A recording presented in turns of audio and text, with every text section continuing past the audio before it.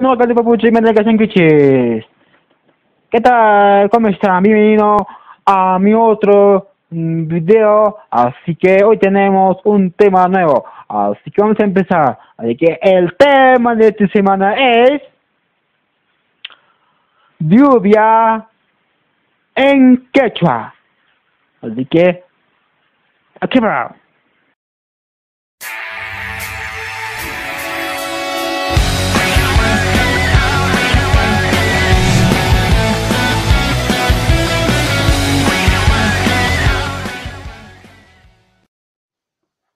Empecemos.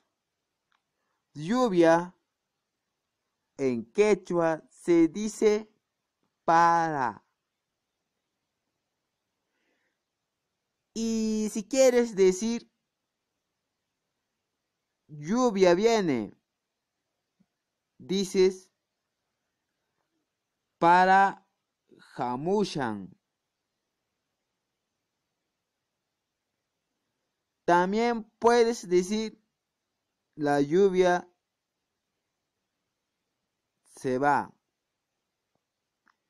Dices para ripushan.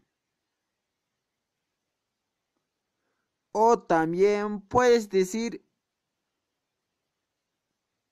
este es el temporada de lluvia. Dices Keimin Kashan para el tiempo. Y